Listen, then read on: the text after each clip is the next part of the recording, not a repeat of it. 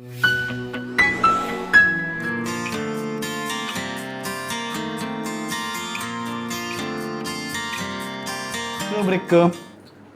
Mind loquacity heat during rubric తీయండి.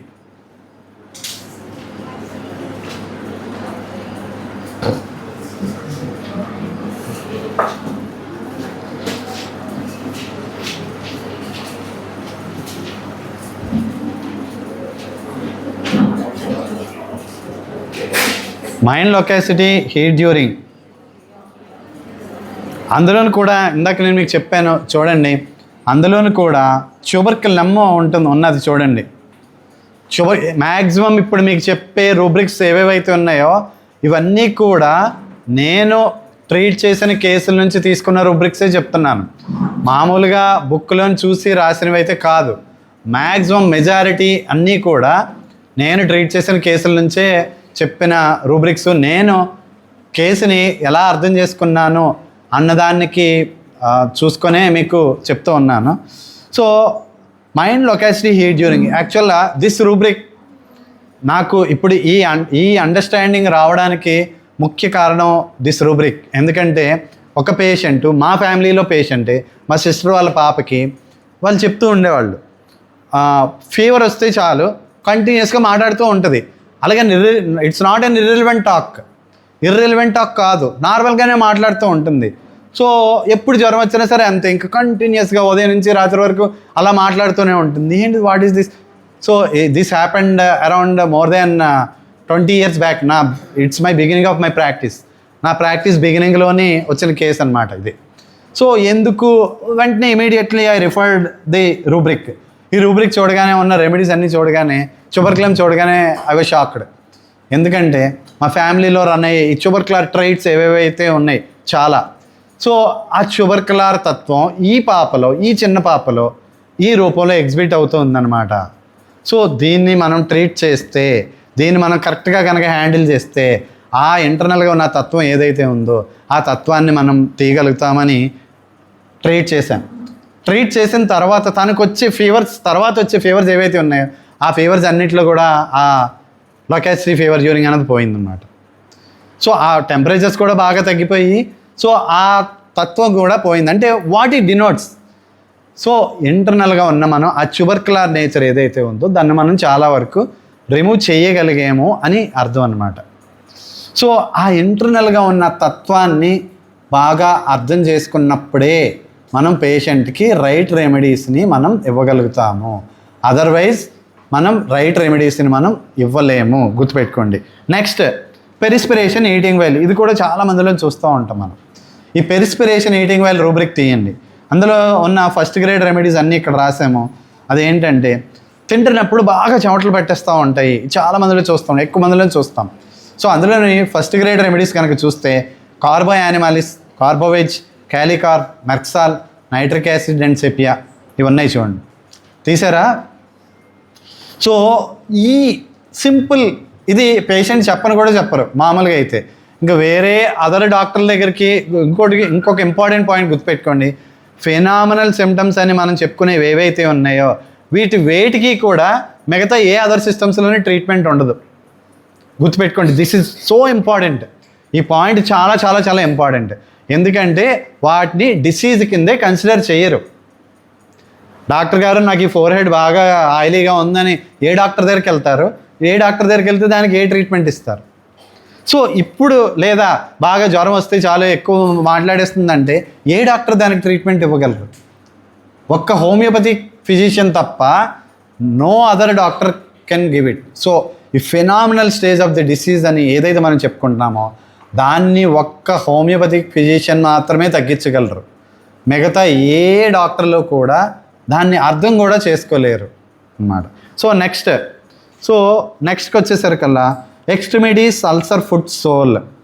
So ఇక్కడ ఇది కూడా one of the most important rubric. ఇక్కడ one of my best experience మీకు షేర్ చేయాలి.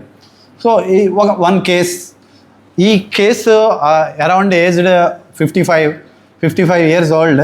ఆయనకి సోల్లోనే అల్సర్ వచ్చింది. అల్సర్ వచ్చి 9 months నుంచి ట్రీట్మెంట్ తీసుకుంటూ ఉన్నారు.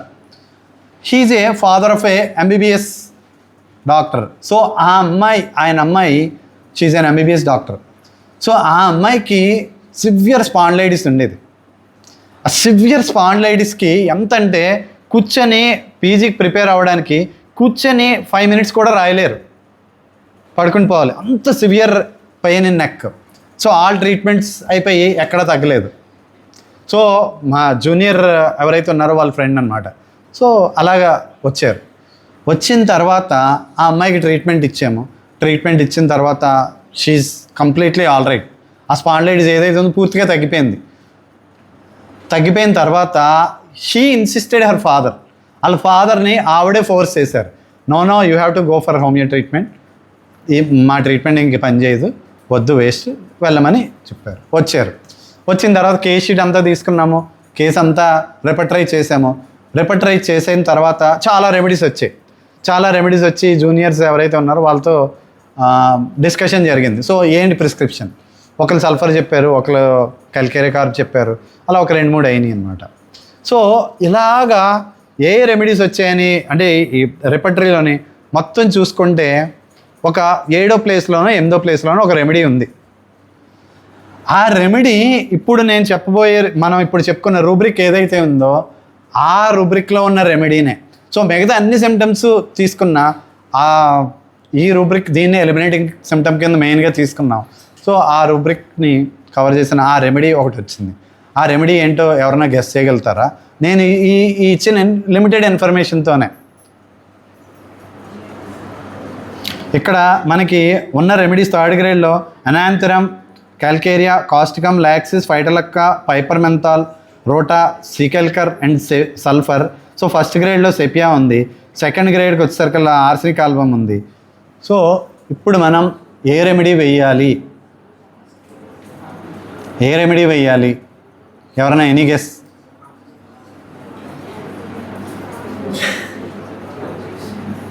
చెప్పండి ఎవరొకరు, పర్వాలేదు, తప్పైనా ఏం మార్కులు పోవు.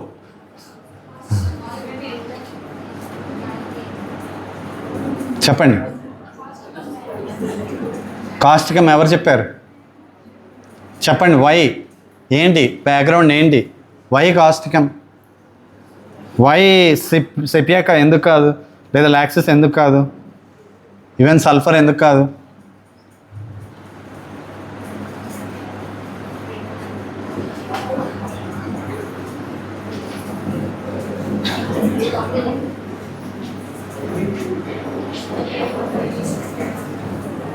చెప్పాలి త్వరగా. మైక్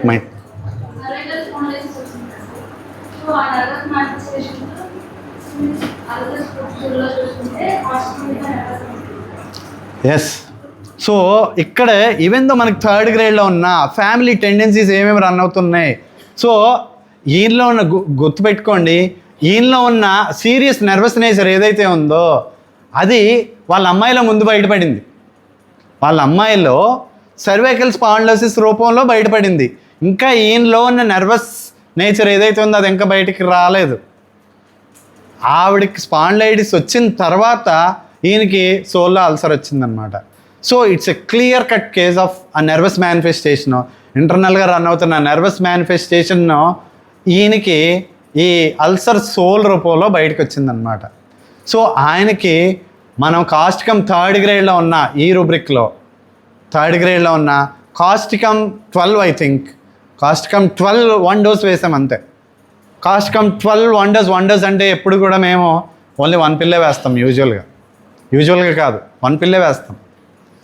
సో ఆ 1 pill of causticum 12 potency removed ఆ nervous nature of the patient. So అల్సర్ని పూర్తిగా పోయింది. సో ఎందుకు కాస్టికమ్నే వేసామంటే ఖచ్చితంగా ఆ నర్వస్ మేనిఫెస్టేషన్, ఆ పేషెంట్లో ఉన్న నర్వస్ మేనిఫెస్టేషన్ ఏదైతే ఉందో అది ఈ సిమ్టమ్ రూపంలో మనకు బయటకు ఎగ్జిబిట్ అవుతుంది. అది మనం మెట్రమెడిక్గా చదివి ఎన్ని చేసినా సరే మనం ఆ రెమెడీని మనం ప్రిస్క్రైబ్ చేయలేం. బట్ కానీ రెపటరీలోని స్పెసిఫిక్గా ఈ రూబ్రిక్ ఏదైతే ఉందో ఈ రూబ్రిక్ సహాయంతో ఆ నర్వస్ నేచర్ని మనం ఫైండ్ అవుట్ చేసి అందులో ఉన్న ఆ రెమెడీని మనం వేయగలిగాం అన్నమాట. సో అది ఒక్క 10 days ఐ థింక్ 10 to 15 daysలోనే ఆయనకి మొత్తం అల్సర్ మొత్తం హీల్ అయిపోయింది. ఆయన చాలా ఆశ్చర్యపోయారు. అసలు ఎలాగ ఇన్ని 9 నెలల నుంచి సఫర్ అవుతున్న ఈ సఫరింగ్ ఇది పెరగట్లేదు, తగ్గట్లేదు, అలాగే నన్ను ఇబ్బంది పెట్టట్లేదు, కానీ అలా ఉండిపోయింది, ఇది ఏమైపోద్దో, ఆల్రెడీ ఐఎమ్ డయాబెటిక్, ఏం జరుగుతుందో అని చాలా చాలా టెన్షన్ పడిన ఆయన. అసలు ఊహించలేదు. ఆయన వచ్చి అసలు ఏంటండి అది అసలు ఊహించలేకపోతున్నాను అన్నారు. సో అంటే ఈ depth of the case, analysis of the case should be like that. మనం ఆ మేనిఫెస్టేషన్స్ ఏవేవైతే రన్ అవుతూ ఉన్నాయో ఆ మేనిఫెస్టేషన్స్ని మనం ఎంత బాగా అర్థం చేసుకోగలిగితే మనం అంత ఈజీగా ప్రిస్క్రిప్షన్ని మనం ఇవ్వగలుగుతాం అన్నమాట. So next, face shaving aggravation. Face shaving aggravation చూడండి, సింపుల్ ఫేస్ షేవింగ్ అగ్రవేషన్ అంటే ఎప్పుడైనా షేవ్ చేసుకుంటే చాలా ఇబ్బందులు అనేవి పెరిగిపోతాయి. మన హెయిర్ కట్ కూడా వింటూ ఉంటాం, హెయిర్ కట్ అగ్రవేషన్ మనం వింటూ ఉంటాం, బెల్లడోనా, గ్లోనైన్, ఇంకేమో ఉంటాయి.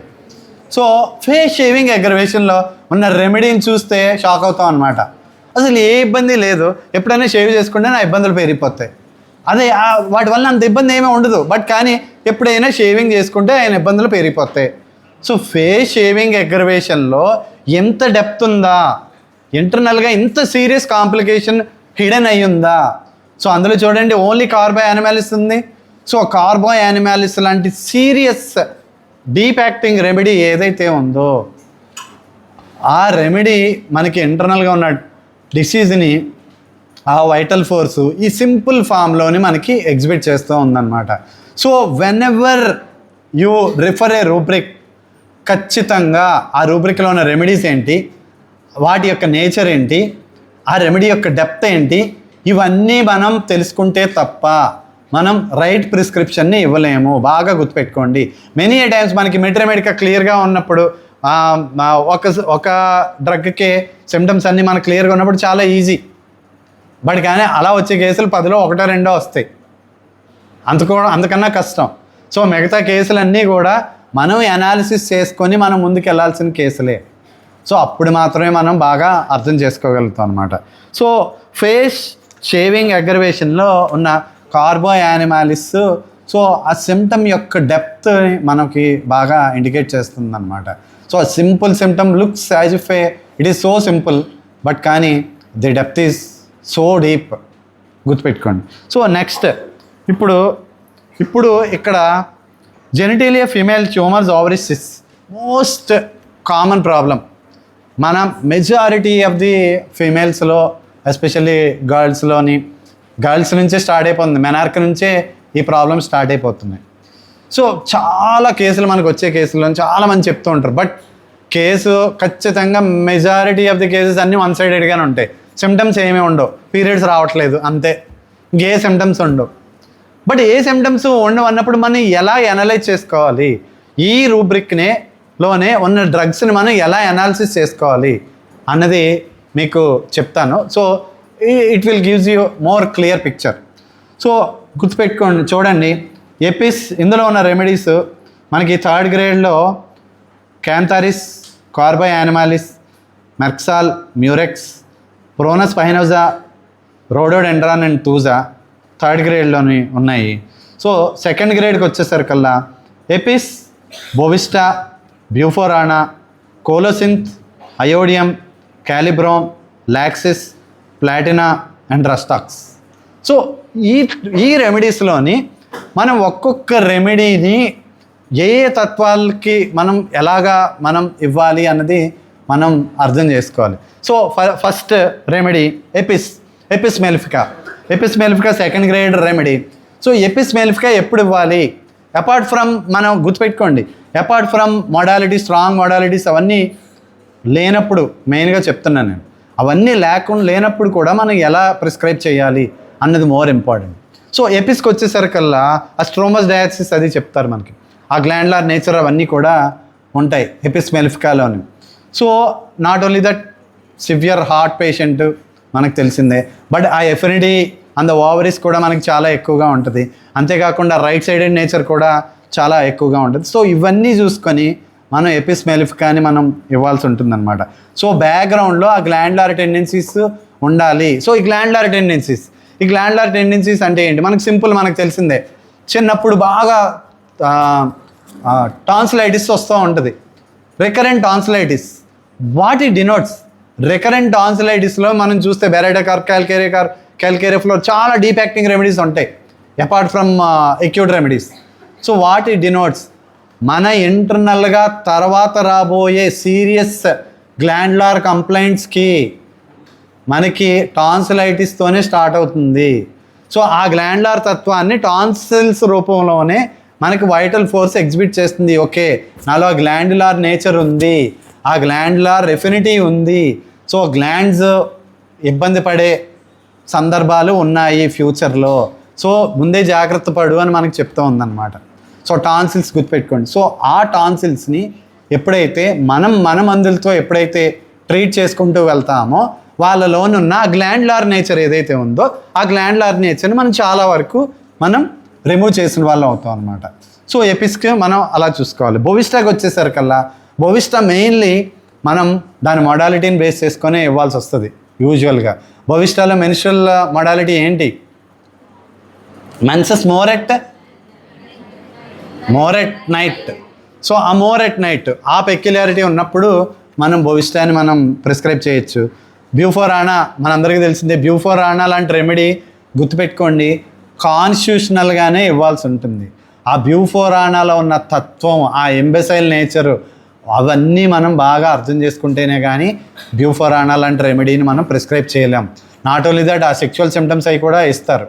చాలా చాలా ఇంపార్టెంట్. బట్ మోర్ ఇంపార్టెంట్ ఆ ఎంబెసైల్ నేచర్ గుర్తుపెట్టుకోండి. ఆ ఎంబెసైల్ నేచర్ని బేస్ చేసుకునే మనం బ్యూఫోరానా ఇవ్వాల్సి ఉంటుంది.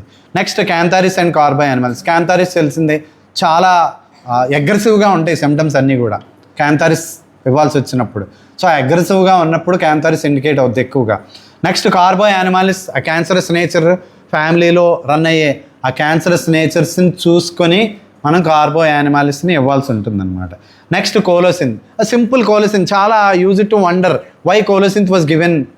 కోలోసింత్ని ఎందుకు ఇచ్చారు పీసీఓడిలోని? పీసీఓడి మనం కోలోసింత్ని మామూలు సింపుల్గా ఈ కాలిక్స్ కార్డులకే కదా వాడతాం. దానిలో అంత నేచర్ ఎక్కడుంది అంటే చాలా నాకు మైండ్ బాగా పాడైపోయింది. ఏంటిది కోలోసింత్ ఎందుకు ఇచ్చారు, ఎక్కడుంది దీనికి ఆన్సర్ అని బాగా ఆలోచిస్తే నాకు ఆన్సరు ఎన్ఎం చౌదరి మెట్రోమెడికాలో దొరికిందనమాట. సో ఎన్ఎం చౌదరి మెట్రోమెడికాలో మీరు కనుక చూస్తే ఎన్ఎం చౌదరి మెట్రోమెడికా ఎవరైనా చదివారా? ఎన్ఎం చౌదరి మెట్రోమెడికా చదవండి, చాలా చాలా అద్భుతంగా ఉంటుంది. అందులోని for every case almost case examples ఇస్తారనమాట. కేస్ ఎగ్జాంపుల్స్ ఆయన చేసినవే కాదు, వేరే వాళ్ళ రికార్డ్స్లో ఉన్నవి ఆ కేస్ ఎగ్జాంపుల్స్ ఇస్తారు. అందులో భాగంగానే కోలోసింత్ గురించి ఒక చాలా లార్జ్ సిస్టిక్ వచ్చిన ఒక ఫిమేల్ కేసు గురించి ఇస్తారనమాట. ఆ సిస్ట్తోని she will be bedridden అయిపోయి ఇంకా ఆవిడ కదలలేని పరిస్థితిలోకి వెళ్ళిపోద్ది. సో ఆ కేసులో కోలోసింత్ ఇస్తే కోలోసింత్తోని గ్రాడ్యువల్గా ఆ సిస్ట్ సైజ్ ఏదైతే ఉందో it's really wonder. Cyst size కూడా కోలోసింత్ లాంటి ఎక్యూట్ రెమెడీ అని మనం అనుకునే ది సోకాల్డ్ ఎక్యూట్ రెమెడీతో తగ్గుతుందా అని అనుకునే ఆ రెమెడీతోని ఆ కోలోసింత్లో ఆ సిస్ట్ మొత్తం కూడా తగ్గిపోవడం. ఆ కేసు ఎగ్జాంపుల్ మనకి ఎన్ఎం చౌదరి మెట్రోమెడికల్ ఇస్తారు, you go through it. Next iodium కూడా ఆ గ్లాండ్యులర్ టెండెన్సీస్ మెయిన్గా అంతే కదా, ట్యూబర్క్యులర్ నేచర్ ఉంటుంది, most deep acting, most hot patient తెలిసిందే. నెక్స్ట్ క్యాలిబ్రోమ్.